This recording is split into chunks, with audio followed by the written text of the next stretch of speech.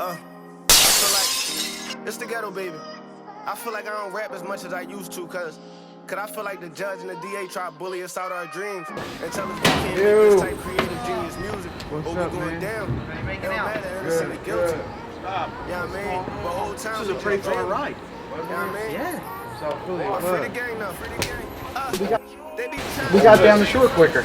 I like him sneakers. Thanks. What's up, brother? The Philadelphia crime boss Joey Merlino will be in a Florida courtroom this morning. Always put it on. Please have some respect, quiet, listen up. If you have any questions, there'll be time for questions. Let you guys raise your hand, ask some questions. We'll hear them out. Take it away, guys. What's up, morning, everybody? My name is Mustafa. I'm the founder of the Rebuilding the Village Foundation. I work with at-risk youth. Currently, I work at the Youth Study Center on a block where everybody's charged with murder, and the rest of the building is on different blocks. My unit is called Sight and Sound because they're not seen or heard due to the nature of their crimes. I brought two guys with me who was actually on my unit with me, Malik and Zaire. They recently got their charges thrown out because they was falsely accused. A little bit about myself. I came up in similar schools like this, didn't get it together, kept doing what I was doing, stealing cars, robbing people, carrying guns, selling drugs. So it led me to 2 juvenile placements, 2 sits in the Youth Study Center that led to placements. Then came home, still didn't get it. That led me to 17 years upstate in prison. So 10 years was 10 years straight. Still didn't get it. Still came home trying to think I could do me. That led to 7 years back and forth, back and forth, back and forth. Now, I've been home 10 years, and this is what I like to do. I like to come in and talk to you guys about my journey because I feel as though the state of the city, the state of the country, need this. The guys who I deal with are similar to me. I call us qualified mentors because we're qualified to reach guys, girls, people like us who are you. So I brought some friends today, with me. Who've been through similar journeys. I'm gonna let them tell you about their journey. Just a good friend of mine. You may not recognize him, you may not know him, but he's been through a lot. He was at one time the accused leader of the Cosa Nostra, the Philadelphia Mafia. Joey Merlino, he's gonna tell you a little bit about himself, what he's got going on right now. My friend Yaya, Lil Snuff. Snuff does the podcast with Joey. They have a podcast now where they expose informants, rats, and the corrupt government. Yaya, he was falsely accused of a crime. I'll go first. Thank you. My name's Joe Perry. We have the podcast. I'm called Lil Snuff on the show. My story's a little different. I struggled with addiction my whole life. I'm 8 years clean and sober till this day. Thank you, I appreciate it. Everybody here in the room, say there's 30, 40 of us. Probably half are going to struggle with addiction or know somebody that struggles with addiction. So my life was, raise your hand, you know somebody? Yeah, say I'm sorry to hear that. So everybody here has a story that knows somebody or in here struggles. So my life was a little different. I grew up in a good household. I got a good family. I went to a good school. This disease does not discriminate to who you are. You could be white, you could be black, you could be Asian. It doesn't matter. Once you start addiction, you can't stop. I never smoked pot till this day. I went straight to oxys. Oxys led me down a crazy path. Snorting pills, doing dope, doing meth. All the things I said I would never do, I did. I don't struggle today. I got a good life. You know, I'm on a podcast. I got a good friend. First time I went to rehab, 2014, I got dropped off to this man right here. He got me in the treatment center. So we had a relationship from back then. Till this day, I still practice the same thing. I do the right thing. I believe in God. I believe in a higher power. You don't have to believe in anything. Just every day you have to not struggle and do the right thing. My situation till this day, I try and help somebody. If somebody in this room, I catch their attention, you want to reach out, email me, text me, I'll give you my cell phone. If you're struggling right now, you don't have to be embarrassed. All you got to do is reach out for help. I got a tattoo on my ankle, 10 friends. We all went to school together, from kindergarten to high school.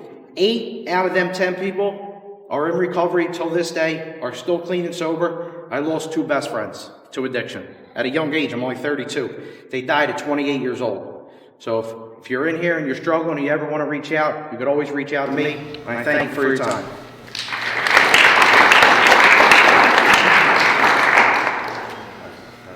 Our goal is to come back and be here before you. For each and every one of y'all who might need help, who might not be willing to talk to Mr. B, might not be willing to talk to Mr. Keto. I don't want to talk to them. They're nuts. They're corny. They don't understand. We do. We do. So, Yaya, I'm going to let my friend Yaya talk. He got an amazing situation that he went to. Hello everyone, my name is Yaya, and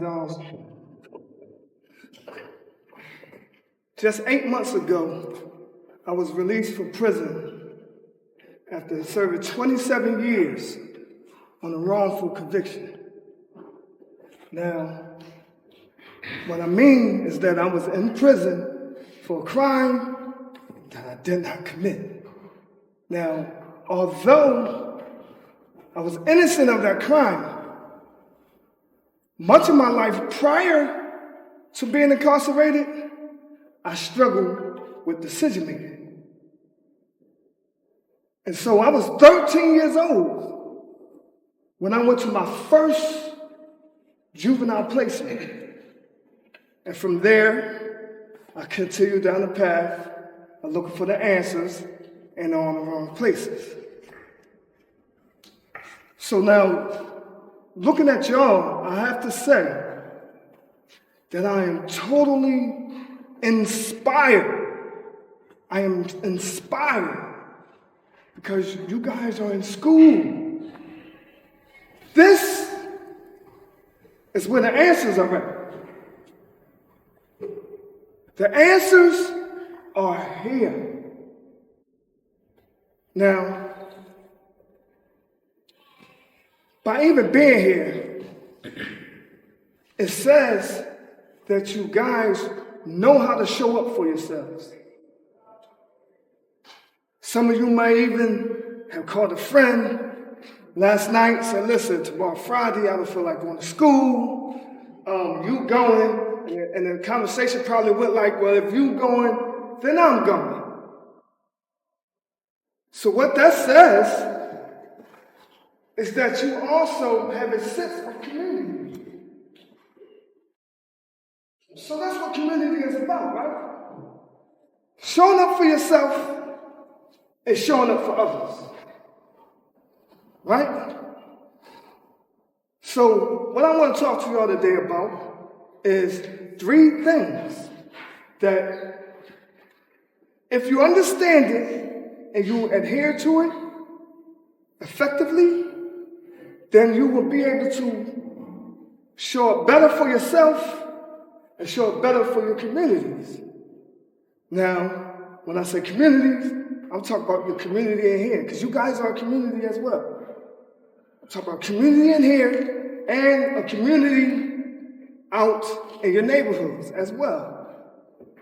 And so those 3 things are character, personality, and trauma. And I would like to explain a little bit more about trauma with you. And so, show of hands, how many of us think that personality and character is the same. I know. I thought that as well. And I struggled with it. So on the inside, I did a lot of studying. It's the bachelor's degree program in Villanova. And I did a lot of studying, a lot of reading. And I found out that I discovered that most of the time when we talk about character, we're really thinking about a character in a movie. But a character in life is about morals. It's not about the character in the movie, whether you can play this person and play that person and this person. We talk about morals. Good morals do not leave. I'm talking about whether or not you have integrity, whether or not you're patient, whether or not you have humility, whether or not you're modest, whether or not you're honest, whether or not you're fair.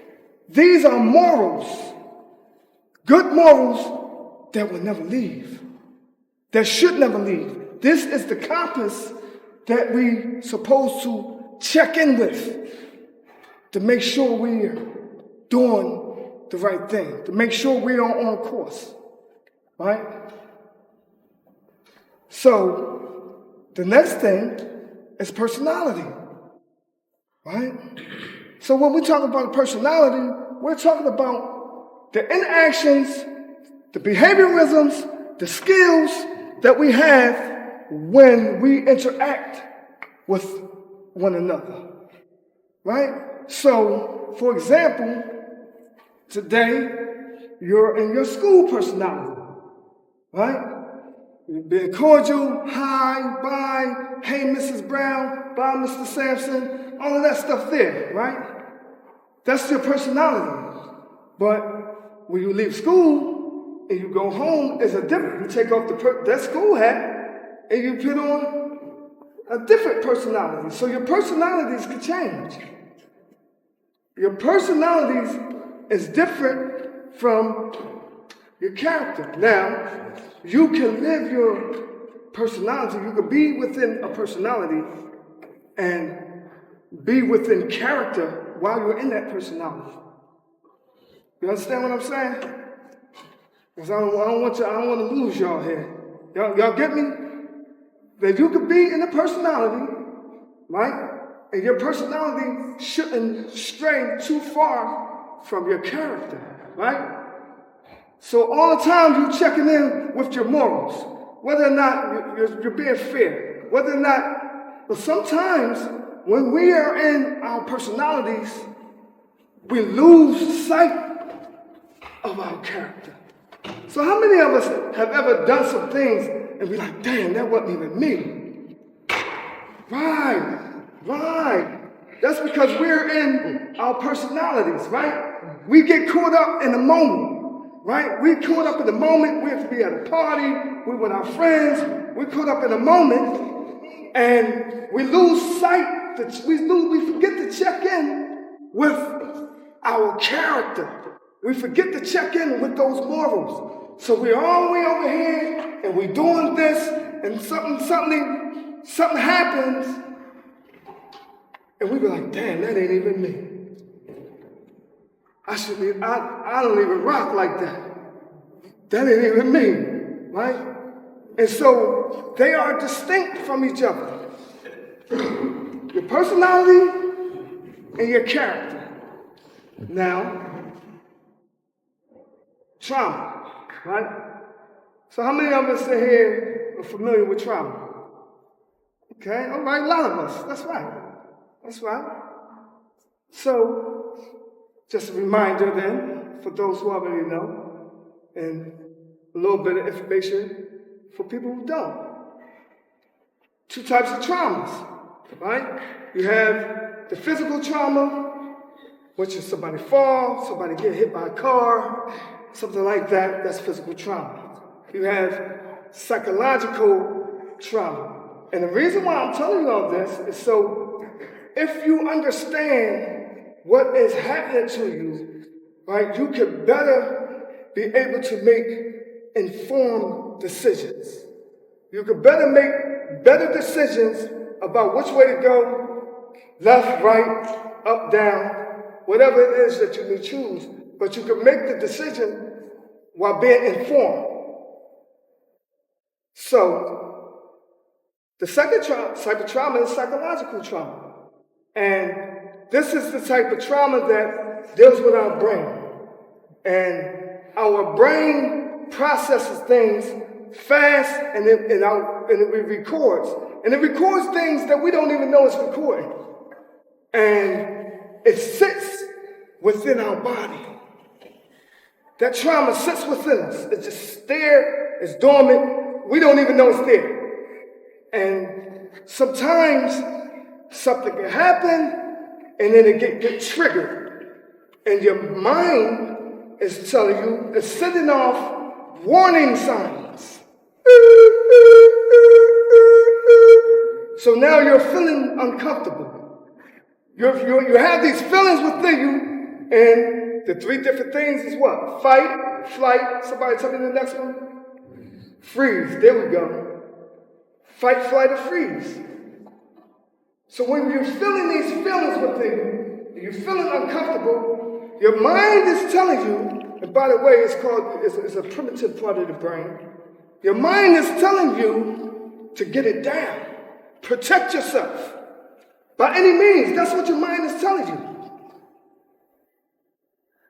But if we are able to check in with our character, or check in and understand if we're making a decision out of our space, in the space of personality, and not checking in with our character, then we may make some decisions that we may regret. We may kind of like view a thing that wasn't even really exactly how we thought it was, but we just was feeling that way because we got things that's bottled up within us.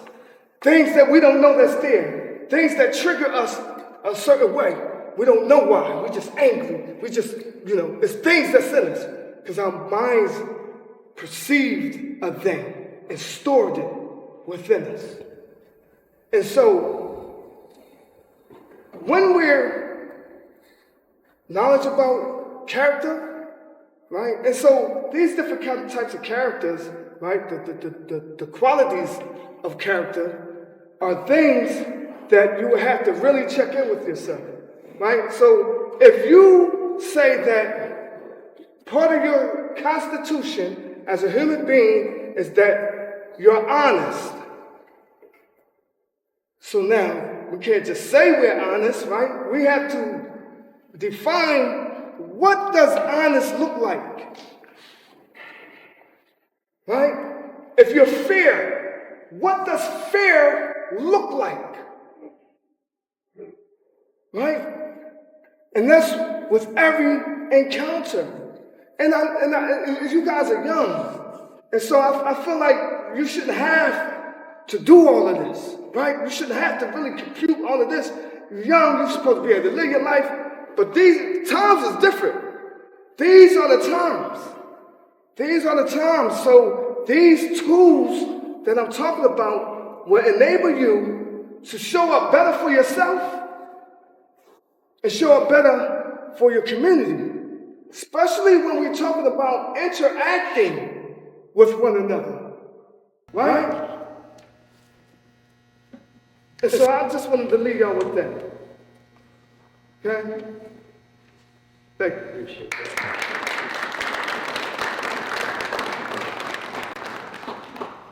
That was heavy, right? That's why I got guys like this around me. Because my decision making might not be the best at all times. I'm like an addict. I'm constantly, every day I'm waking up. Somebody might trigger me to want to do something. So I got guys like Yaya. All right, guys, don't wind up like I did. It's my guy, Merlino. I wish I could sit right where you guys are.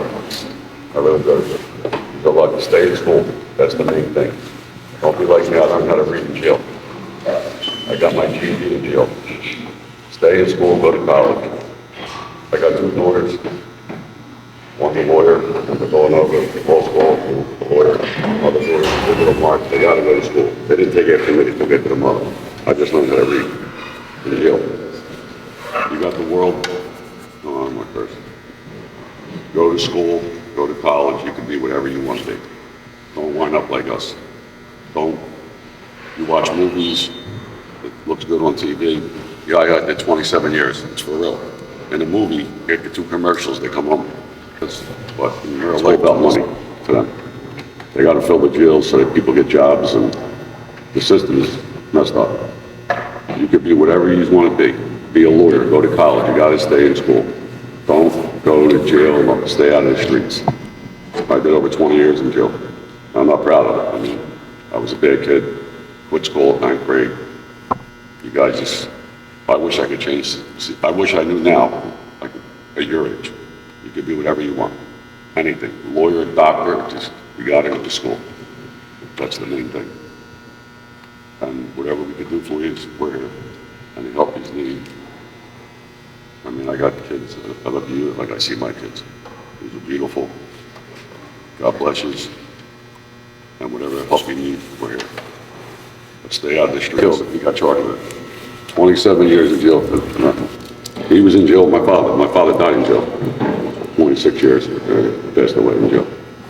So it's not the streets that, just stay in school. You can be whatever you want. You could be a doctor, a lawyer, whatever you want to be. I wish I knew now. You could be a billionaire. Just you got to get school. Without school, you're dead. You can't get a job without going to college or graduating. So you just got, that's it. The ball's in your court. You can be whatever you want. Don't let nobody stop you. Don't let nobody talk shit to you and tell you do this, do that. Just be your own self, and you'll make it. I hope one day we can hang out, whatever, and whatever you need from us, we're here. I appreciate it. Thank you for having me.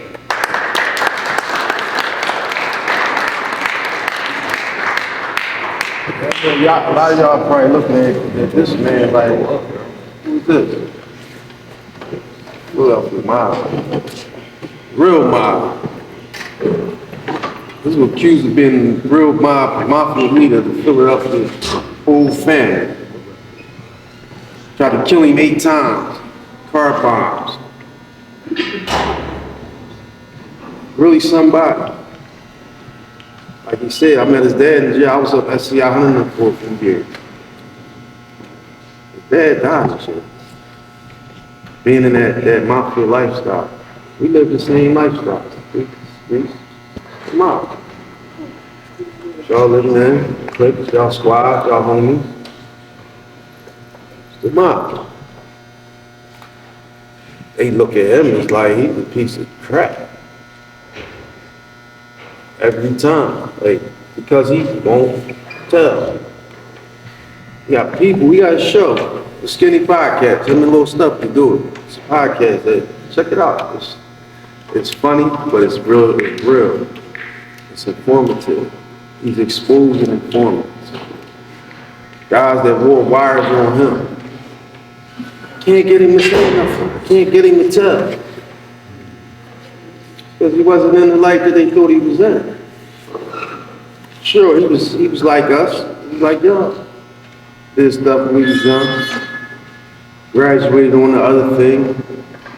We don't really talk about that too much. It's something that's in his past. But this is his first time coming out, but it's definitely not going to be his last.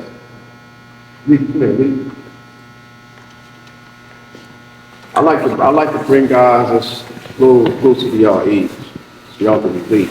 Because at the end of the day, it can be y'all.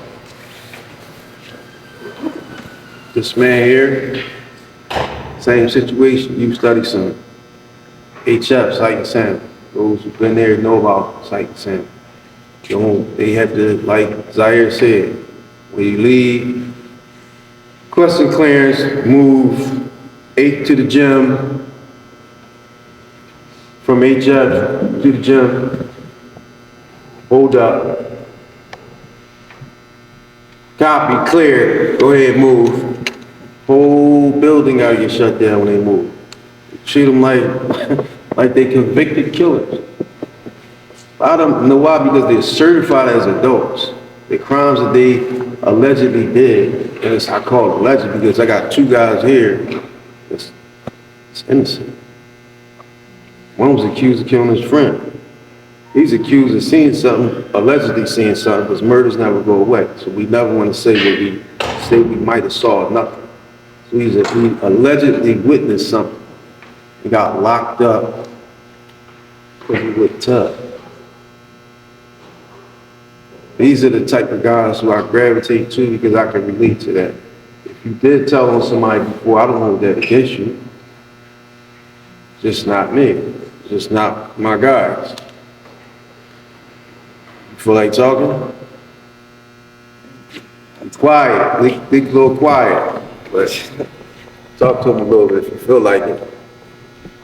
I just say I'm blessed. That's the only thing I would say. I'm blessed. Like I beat a body. I was there for 7 months.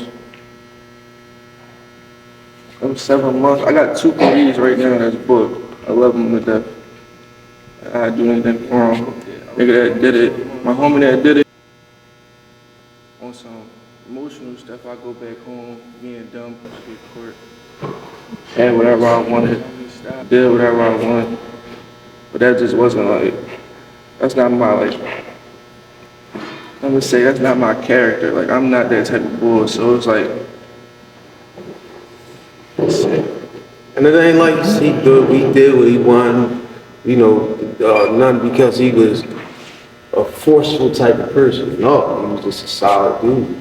Everybody, all the staff realized that he carried himself a lot more mature than other guys in the unit. They didn't meet each other.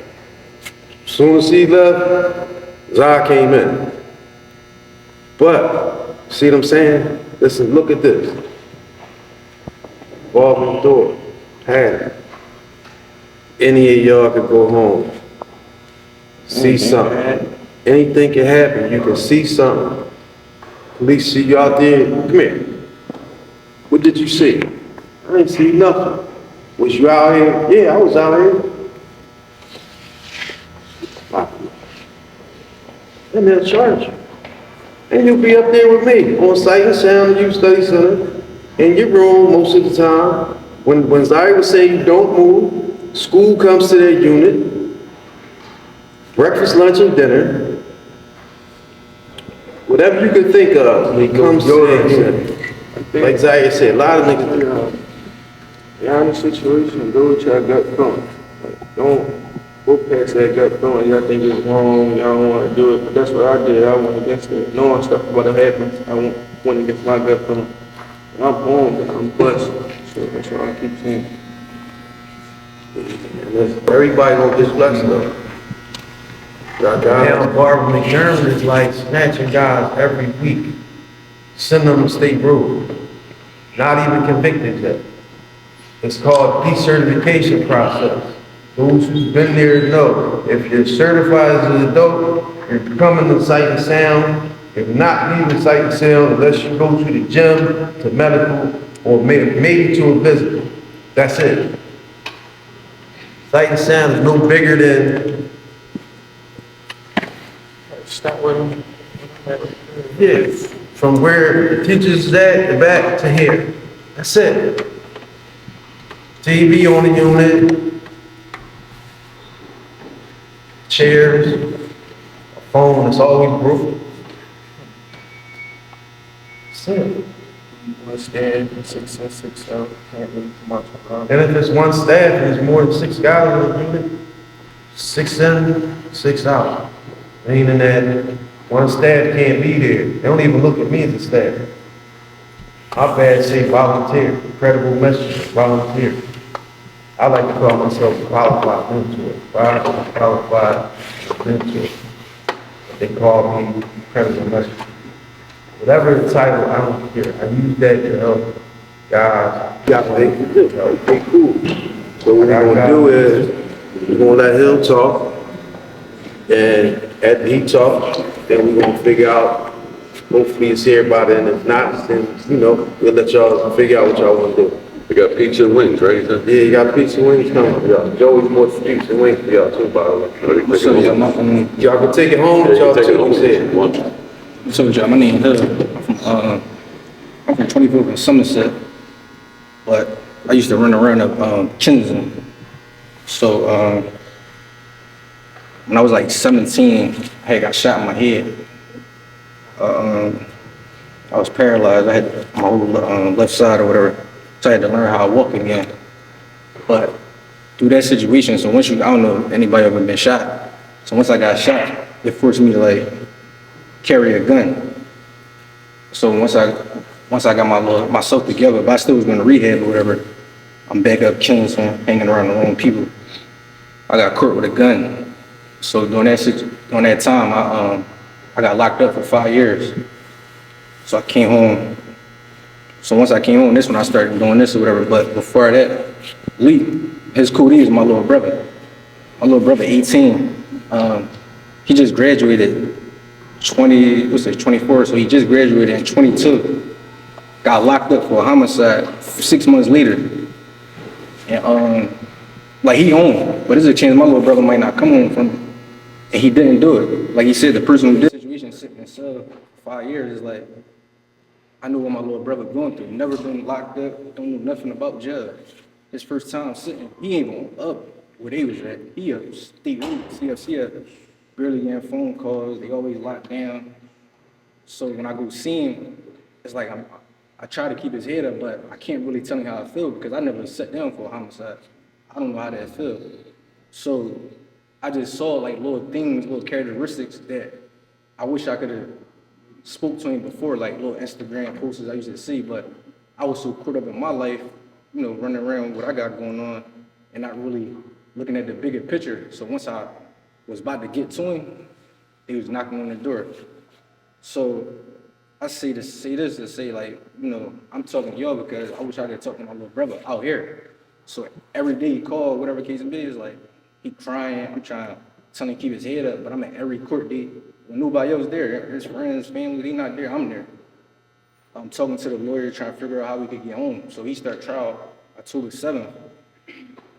My little brother be 20 in June. So he been locked up since he's 18. That's 2 birthdays or whatever.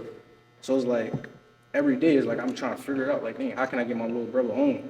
Because I can't let my little brother fall for a homicide, 15, 20 years. That wouldn't even sit right with me, just allowing it happen and just knowing he didn't even get a chance to live life. So I'm just saying, if y'all running around, just think twice. Cause my little brother, he in there barely getting on the phone, barely talking. He ain't really even had no, not to be inappropriate, but had sex, really going dates, nothing. So I'm gonna just say, man, if y'all doing anything wrong, just think before y'all do it, because once you get in there, it ain't really hard to get out. He was blessed, them two was blessed. I'm just saying, I don't know how my little brother's situation gonna go, but I can't tell him that because that might take his spirit down. So I'm telling him, no, we gonna do it. I'm praying that he make it out, but it's not really a chance. So that's my story. That's basically with me. It's just, I did my time. I learned my lesson. And, I'm gonna give everybody information or whatever, and just whatever they want to talk. But that's what I'm gonna do.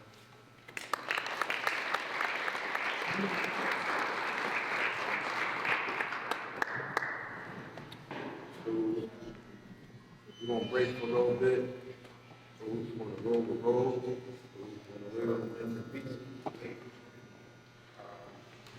But I want y'all, when we get the paper and the pencil and the pen and the paper, we can get everybody's name and number. Anybody got no book or pencil? Just unpack the around real quick. We should have had that. Y'all understand what you're saying though? Y'all feel it? Big better jerseys. Goals, like I said, goals to change it back to making it right for y'all out. Along with that, along the way of that, we want to be able to leave somebody here. One of our guys, in the Rebuilding the Village Foundation, we want to leave somebody here who y'all might feel comfortable talking with. might not feel comfortable talking to Mr. B or any other staff or teacher. You might be a little bit more comfortable with somebody that is coming up with a similar situation. So that's our goal. Y'all like it? In here. On his way. All right, guys, real quick. Show a round of applause for our guests, guys.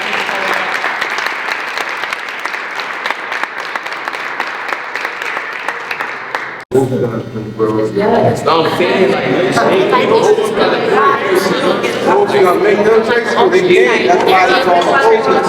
is gold gun.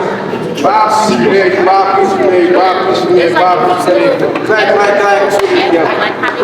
How you gonna prove where that came from? We all selling pieces.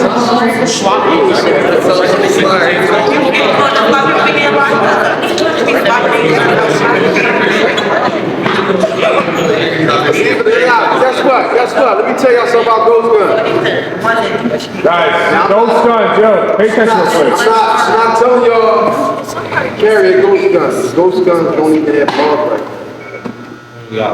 It's not even a law for against. There's a law against ghost guns because once you get a piece for them, you got to gun. Right?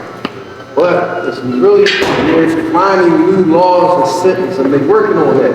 They're trying to do that because now it's like lawyers are smart. That's why this man is still trying to tell y'all go to school. His daughter's a lawyer. Lawyers find out ways to get criminals out. What do you mean it's a gun? It's not a gun. You got a piece from here, you got a piece from there, So they're getting smarter also. But any more really like suggestions that y'all think on how us as adults can help y'all? I feel like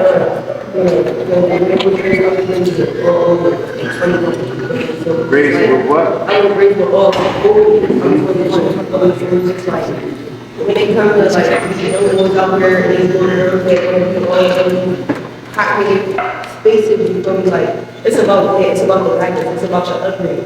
If you ain't getting that real proper guidance, if you ain't getting that real proper upbringing where it's like you know right from wrong, you know like you said where the old head is about to go in the crib. So that's the era I was raised in for me. So it's just like that when it comes to the era, the generation, they didn't have it. They don't have the old head, you feel me, like guide you. Now let me tell y'all. They got the old heads.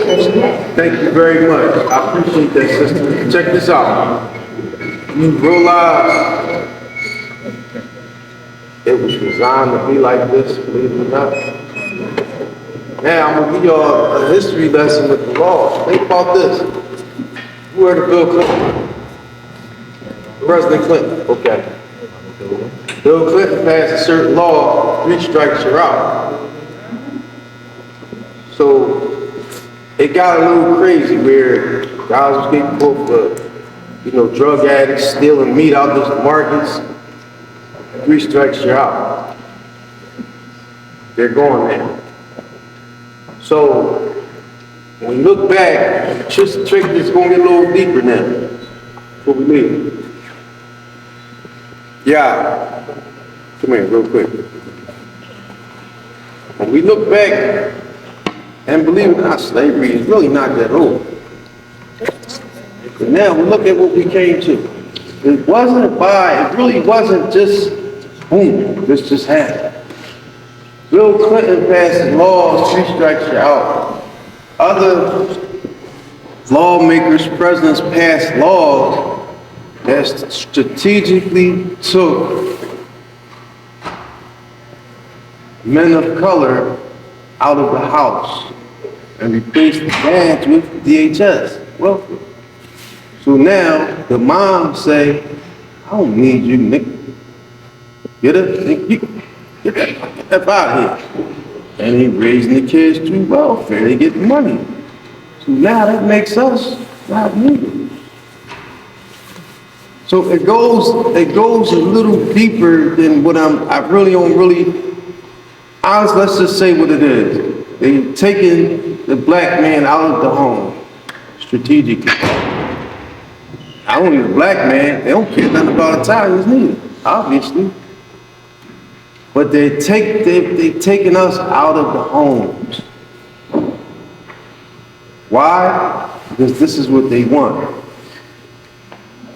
Now, prison industry is booming. Michael Jordan invested in prison. Bob Barker, Price is Right. All you got Bob Barker slippers. Millions and millions and billions of trillions of dollars that come with locking us up.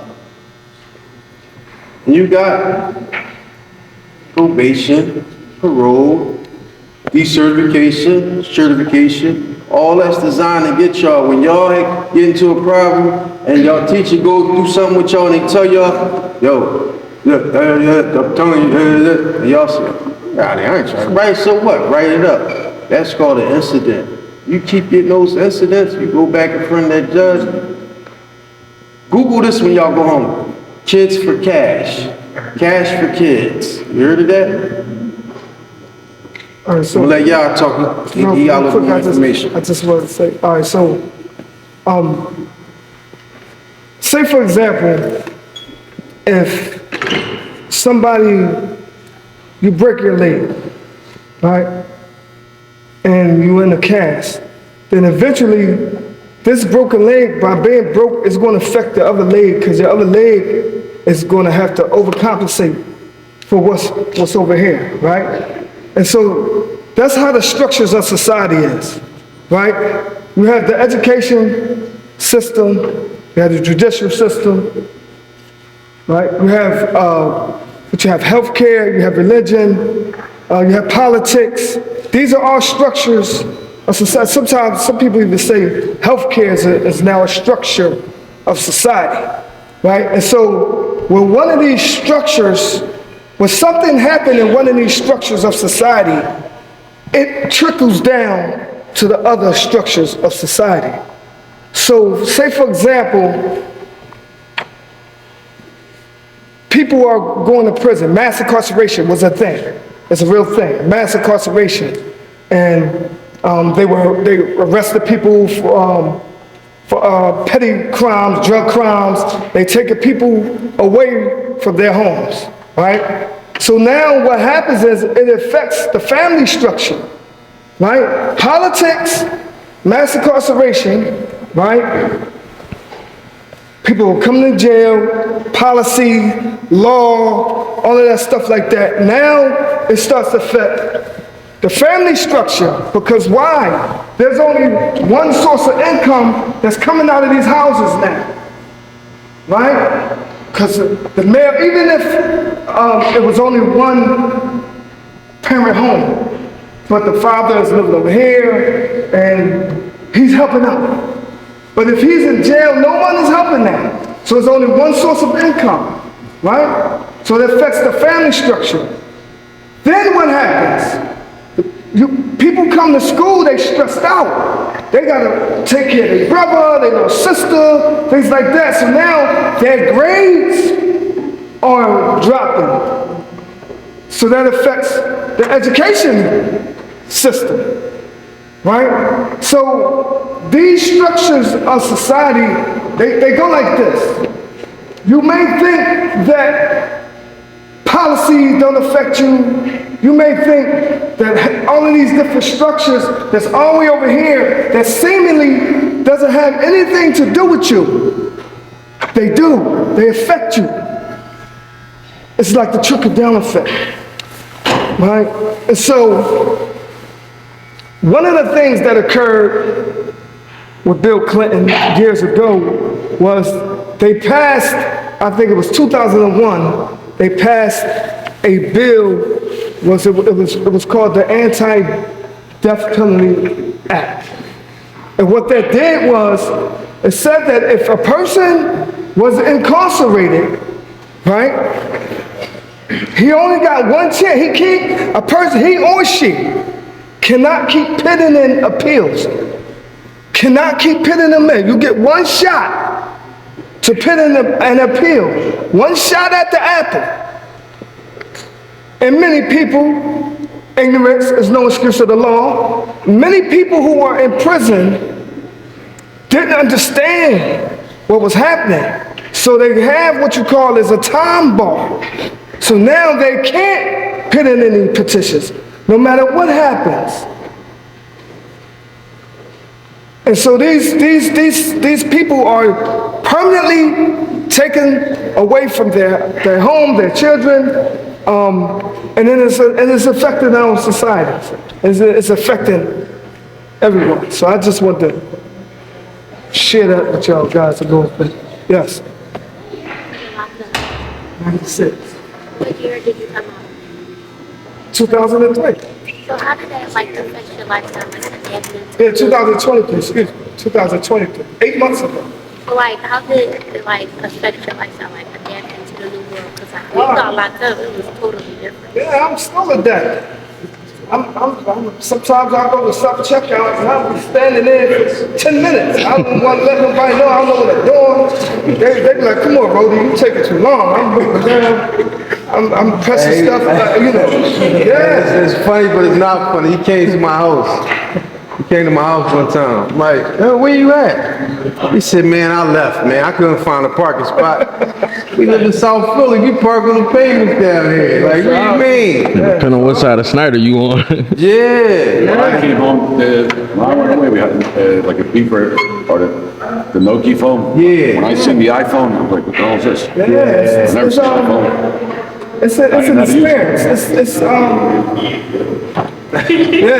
an experience, to say the least. Yes. I just want to put into perspective. He said you said you came out in 97, 96? Came out in so when you went in, that was a year before I was born. I'm 26. So just think about that. I'm 26. He did 27 years. I'm 26. Excuse me. I can't. Get no disrespect. What was you falsely accused of? Murder, second degree. Yes. And if this man no second degree.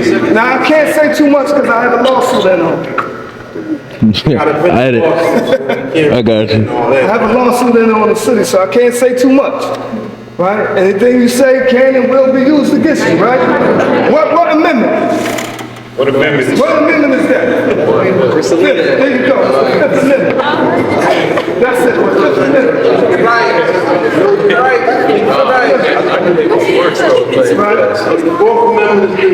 So what is it? The right to free. Well, it goes searching. From unlawful Yes. There's procedure. He just went over it. You have a question?